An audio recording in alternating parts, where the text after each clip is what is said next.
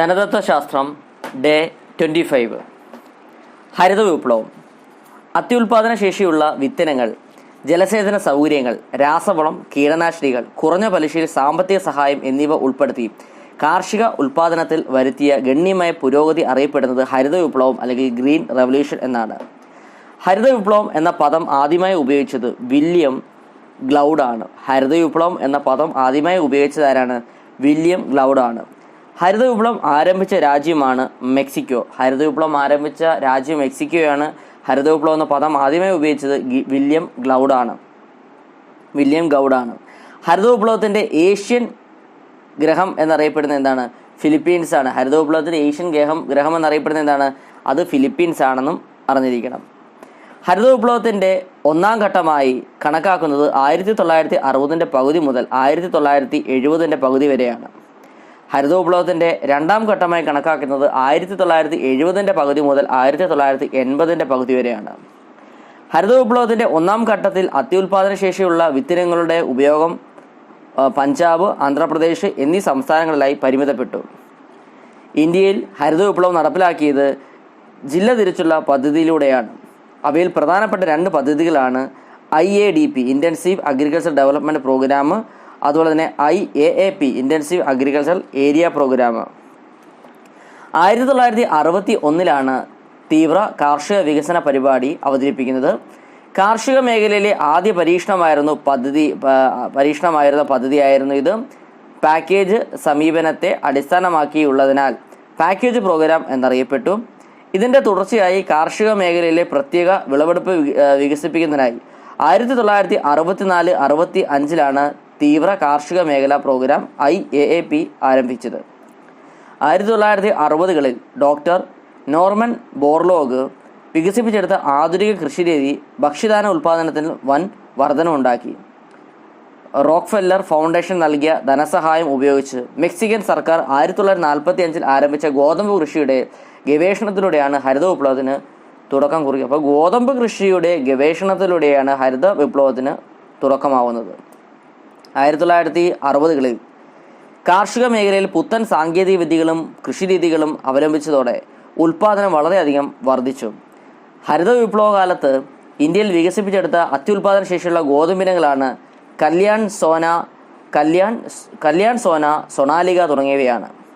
ഹരിത വിപ്ലവത്തിൽ ഏറ്റവും കൂടുതൽ വിളവ് ലഭിച്ച ധാന്യമാണ് ഗോതമ്പ്. ഹരിത വിപ്ലവത്തിൽ ഏറ്റവും മെച്ചമുണ്ടാക്കിയ നാണ്യവിളയാണ് കരിമ്പ്. അപ്പോൾ ഏറ്റവും കൂടുതൽ വിളവ് ലഭിച്ച ധാന്യം ഏതാണെന്നും അതിലെ നാണ്യവിള ഏതാണെന്നും അറിഞ്ഞിരിക്കുക. നാണ്യവിള ഏതാണ്? കരിമ്പും. ഏറ്റവും കൂടുതൽ ലാഭം ലഭിച്ച അല്ലെങ്കിൽ വിളവ് ലഭിച്ച ധാന്യം ഏതാണെന്ന് വെച്ചാൽ അത് ഗോതമ്പുമായിരിക്കും.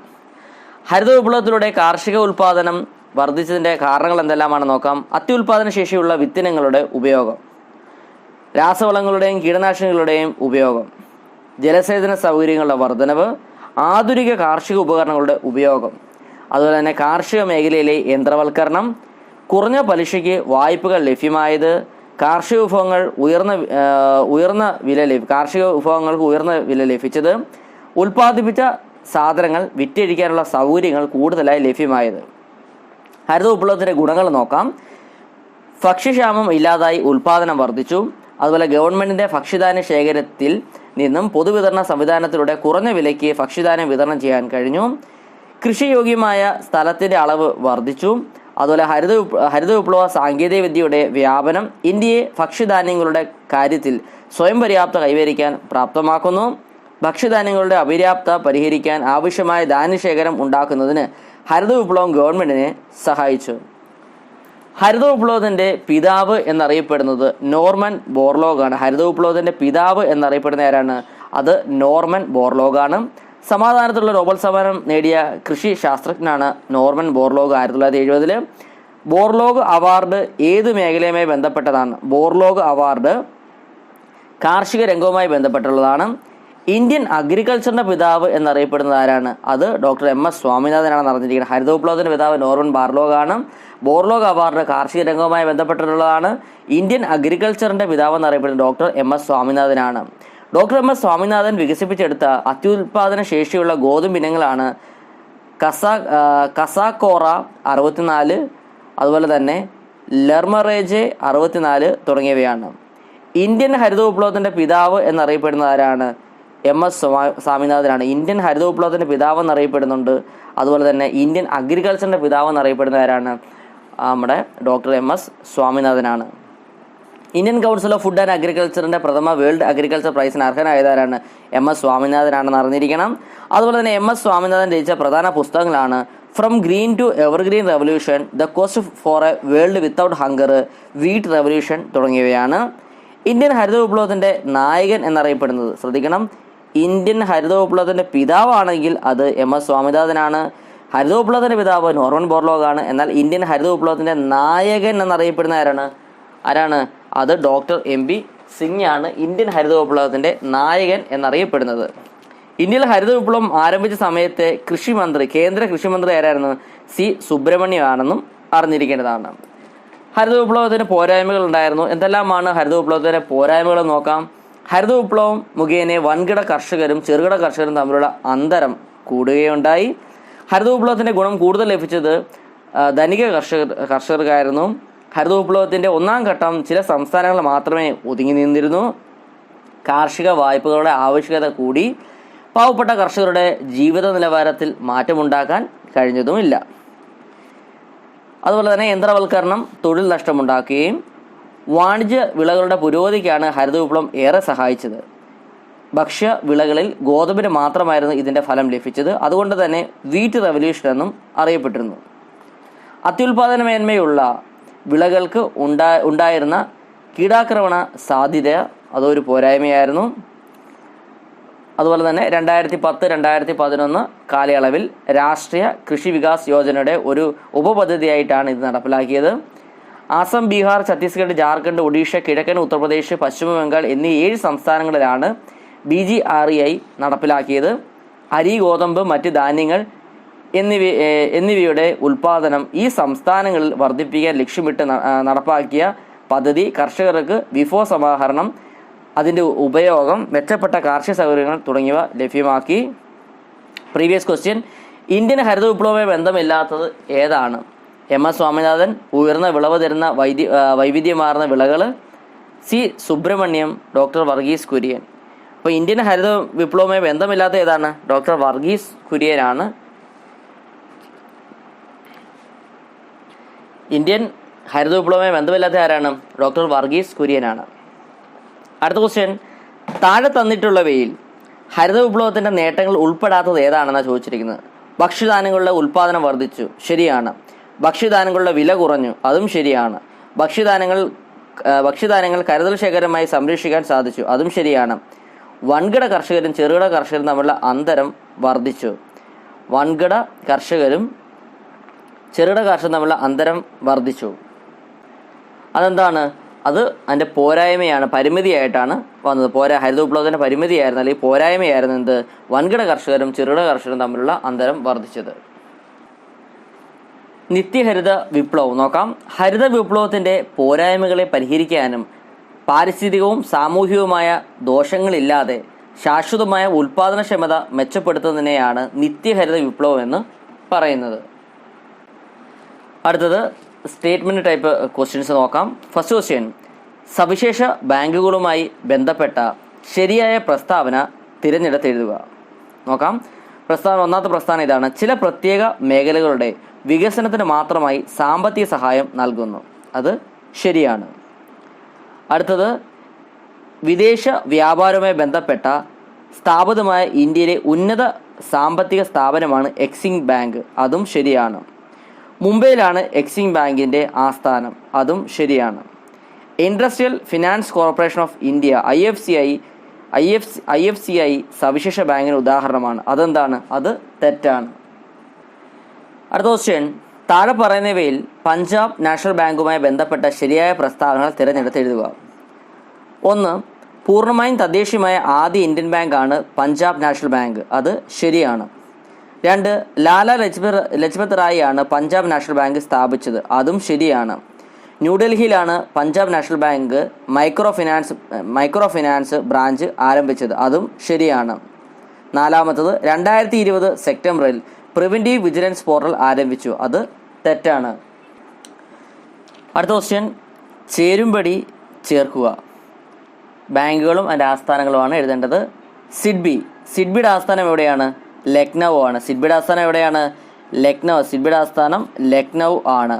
എന്നാൽ നബാർഡിൻ്റെ ആസ്ഥാനം എവിടെയാണ്? നബാർഡിൻ്റെ ആസ്ഥാനം മുംബൈ ആണ്. ഇസാഫിൻ്റെ ആസ്ഥാനം എവിടെയാണ്? ഇസാഫിൻ്റെ ആസ്ഥാനം മണ്ണൂത്തിയാണെന്ന് ഓർത്തിരിക്കണം. ഇന്ത്യ പോസ്റ്റ് പേയ്മെൻറ്റ് ബാങ്കിൻ്റെ ആസ്ഥാനം എവിടെയാണ്? അത് ന്യൂഡൽഹിയിലാണ്. അപ്പോൾ സിഡ്ബിയുടെ ആസ്ഥാനം എവിടെയാണ്? ലക്നൗ ആണ്.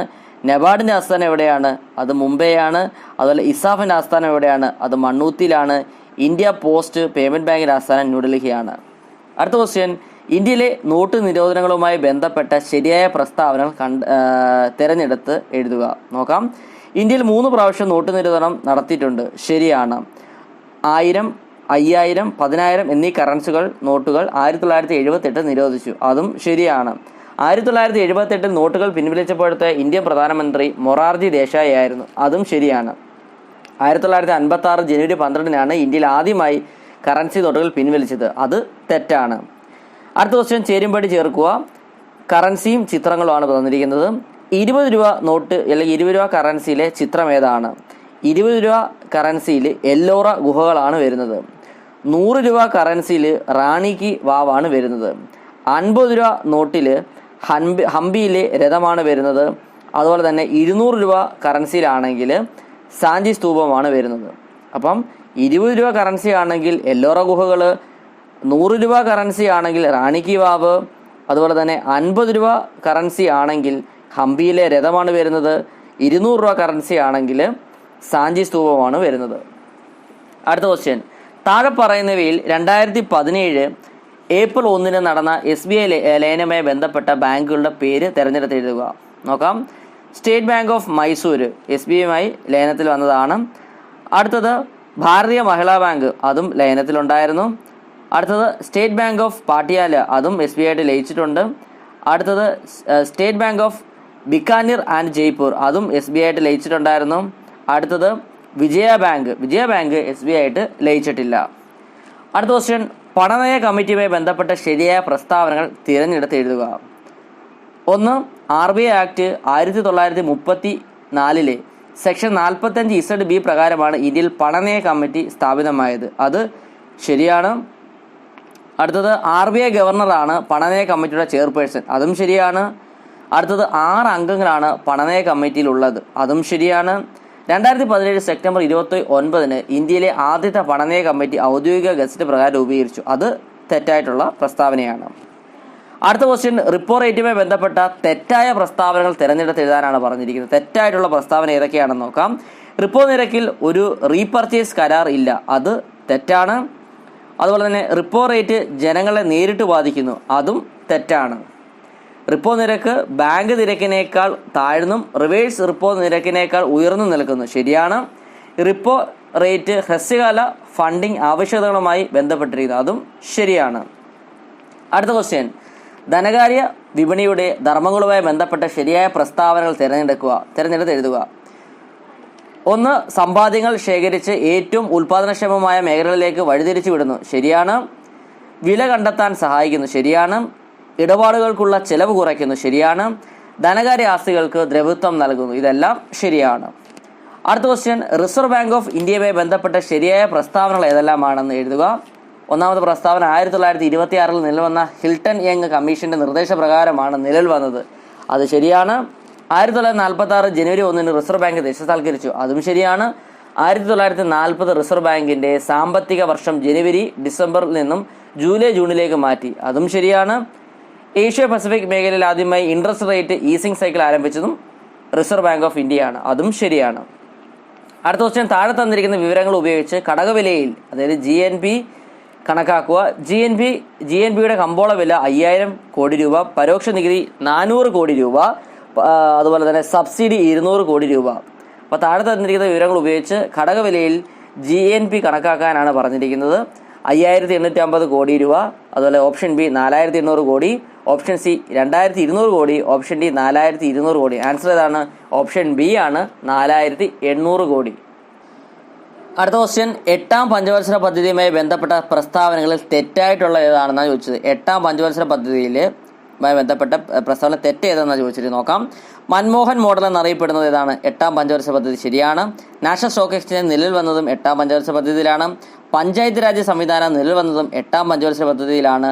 എന്നാൽ കുടുംബശ്രീ പദ്ധതി ആരംഭിച്ചത് 8ാം പഞ്ചവത്സര പദ്ധതിയിൽ അല്ല. അടുത്ത ക്വസ്റ്റ്യൻ, ഉദാരവൽക്കരണം ഇന്ത്യയിൽ കൊണ്ടുവന്ന പ്രധാന മാറ്റങ്ങൾ ഉൾപ്പെടുന്നവ ഏതെല്ലാമാണെന്നാണ് ചോദിച്ചിരിക്കുന്നത്. നോക്കാം. വ്യവസായ മേഖലയിലെ നിയന്ത്രണങ്ങൾ ലഘൂകരിച്ചു. ശരിയാണ്. ധനകാര്യ മേഖല പരിഷ്കാരങ്ങൾ, അതും ശരിയാണ്. വ്യാപാര നിക്ഷേപ നയപരിഷ്കാരങ്ങൾ, അതും ശരിയാണ്. അടുത്ത ക്വസ്റ്റ്യൻ, നീതി ആയോഗിന്റെ ലക്ഷ്യങ്ങളുമായി ബന്ധപ്പെട്ട പ്രസ്താവനകൾ ശരിയായിട്ടുള്ളത് ഏതാണെന്നാണ് ചോദിച്ചിരിക്കുന്നത്.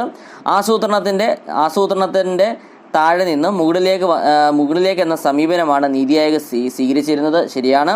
അതുപോലെ കാർഷിക മേഖലയെ മിശ്ര കാർഷിക ഉൽപാദനത്തിലൂടെ പുരോഗതിയിലേക്ക് എത്തിക്കുക, അതും ശരിയായിട്ടുള്ളതാണ്. അടുത്ത എന്താണ്? മന്ത്രിമാർക്കും സംസ്ഥാന സർക്കാരുകൾക്കും ഫണ്ട് അനുവദിക്കാൻ നീതി ആയോഗിന് അധികാരമുണ്ട്, അത് തെറ്റാണ്.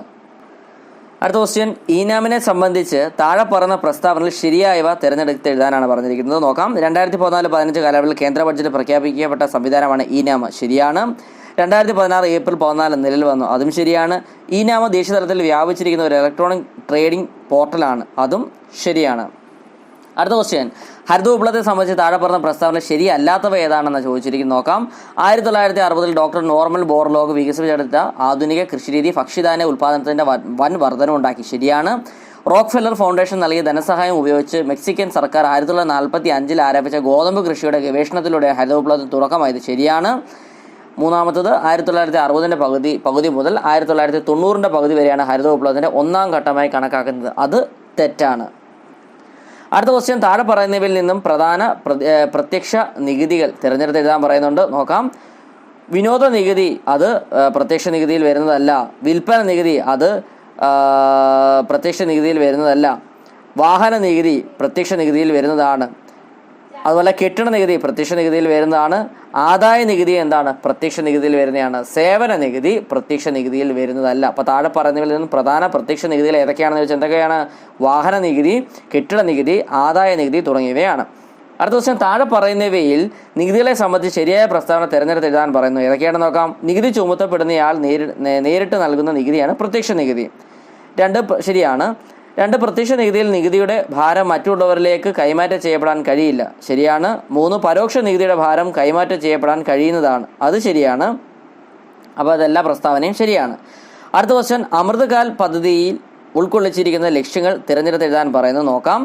1 എല്ലാവരെയും ഉൾക്കൊള്ളിക്കുന്ന വികസനം. ശരിയാണ്. 2 ധനകാര്യ മേഖല. ശരിയാണ്. 3 ഹരിത വളർച്ച, അതും ശരിയാണ്. 4 ശേഷികൾ പ്രയോജനപ്പെടുത്തൽ, ഇവയെല്ലാം ശരിയാണ്. അടുത്ത ക്വസ്റ്റ്യൻ, 2020-24 കേരള ബഡ്ജറ്റിൽ അവതരിപ്പിച്ച പ്രധാന പദ്ധതികളെ സംബന്ധിച്ച് ശരിയായ പ്രസ്താവന തിരഞ്ഞെടുത്ത് എഴുതാനാണ് പറഞ്ഞിരിക്കുന്നത്.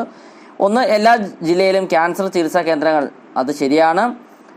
അടുത്തത് ആഭ്യന്തര ഉൽപ്പാദനം പ്രോത്സാഹിപ്പിക്കാൻ മേക്ക് ഇൻ കേരള പദ്ധതി, അതും ശരിയാണ്. പുതിയ 4 IT ഇടനാഴികൾ, അത് തെറ്റാണ്. 4 അല്ല 5 വരുന്നുണ്ട്.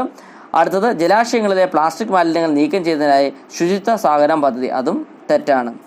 അടുത്ത ക്വസ്റ്റ്യൻ, താഴെ തന്നിരിക്കുന്ന സവിശേഷതകൾ പരിശോധിച്ച് ഏതുതരം സമ്പദ് വ്യവസ്ഥയുടേതെന്ന് കണ്ടെത്തുക. ഉപഭോക്താക്കളുടെ പരമാധികാരം, വില നിയന്ത്രണമില്ലാത്ത സ്വതന്ത്രമായ കമ്പോളം, പാരമ്പര്യ സ്വത്ത് കൈമാറ്റ രീതി, ഇതെല്ലാം ഏത് സമ്പദ് വ്യവസ്ഥയുമായി ബന്ധപ്പെട്ടുള്ളതാണ്? ഇത് മുതലാളിത്ത സമ്പദ് വ്യവസ്ഥയുമായി ബന്ധപ്പെട്ടുള്ളതാണ്. അടുത്ത ക്വസ്റ്റ്യൻ, താഴെ തന്നിരിക്കുന്ന പ്രസ്താവനകളിൽ ശരിയല്ലാത്തവ കണ്ടെത്തി എഴുതാനാണ് പറഞ്ഞിരിക്കുന്നത്. സ്വതന്ത്ര ഇന്ത്യയിലെ ആദ്യ ദേശീയ വരുമാന കമ്മിറ്റി 1949 ഓഗസ്റ്റ് 15 രൂപീകൃതമായി, അത് തെറ്റാണ്. അടുത്തത് PC മഹൽനോബീസ് ആയിരുന്നു ആദ്യ ദേശീയ വരുമാന കമ്മിറ്റിയുടെ ചെയർമാൻ, അത് ശരിയാണ്. അടുത്തത് CSOയും NSSOയും ലയിച്ചതിൻ്റെ ഫലമായി നിലവിൽ വന്ന സ്ഥാപനമാണ് നാഷണൽ സ്റ്റാറ്റിസ്റ്റിക്കൽ ഓഫീസ്, അത് ശരിയുമാണ്. അടുത്ത ക്വസ്റ്റ്യൻ, താഴെ പറയുന്നവയിൽ നിന്നും securities and exchange board of ഇന്ത്യയുമായി ബന്ധപ്പെട്ട ശരിയായ പ്രസ്താവനകൾ ഏതൊക്കെയാണെന്ന് എഴുതുക. 1992 ജനുവരി 30 ഓർഡിനൻസിലൂടെ സെബിക്ക് സ്വയംഭരണ പദവി ലഭിക്കുന്നു, ശരിയാണ്. GS പട്ടേൽ കമ്മിറ്റിയുടെ ശുപാർശ പ്രകാരമാണ് സെബി നിലവിൽ വന്നത്, ശരിയാണ്. നിയന്ത്രണാത്മക ധർമ്മങ്ങൾ, വികസനാത്മക ധർമ്മങ്ങൾ, സംരക്ഷണാത്മക ധർമ്മങ്ങൾ എന്നിവ സെബിയുടെ പ്രധാന ഉത്തരവാദിത്തങ്ങളാണ്, ശരിയാണ്. സ്റ്റോക്ക് എക്സ്ചേഞ്ചുകളുടെയും സെക്യൂരിറ്റി വ്യവസായത്തിൻ്റെയും സുഗമമായ പ്രവർത്തനങ്ങൾ പ്രോത്സാഹിപ്പിക്കുന്നതിന് സെബി ക്രമീകരണങ്ങൾ നടത്തുന്നു, അതെല്ലാം ശരിയായ പ്രസ്താവനകളാണ്. അടുത്ത ക്വസ്റ്റ്യൻ, താഴെ പറയുന്നവയിൽ സംസ്ഥാന സർക്കാർ ചുമത്തുന്ന പ്രധാന നികുതികൾ ഉൾപ്പെടാത്തത് ഏതൊക്കെയാണെന്നാണ് ചോദിച്ചിരിക്കുന്നത്. താഴെ പറയുന്ന സംസ്ഥാന സർക്കാർ ചുമത്തുന്ന പ്രധാന നികുതികൾ ഉൾപ്പെടാത്തത് ഏതൊക്കെയാണ്? ആദായ നികുതി ഉൾപ്പെടുന്നില്ല, കോർപ്പറേറ്റ് നികുതി സംസ്ഥാനവുമായി ബന്ധപ്പെട്ടുള്ളതല്ല, അതുപോലെ തന്നെ CGSTയും എന്താണ് സംസ്ഥാന സർക്കാരുമായി ബന്ധപ്പെട്ടുള്ളതല്ല.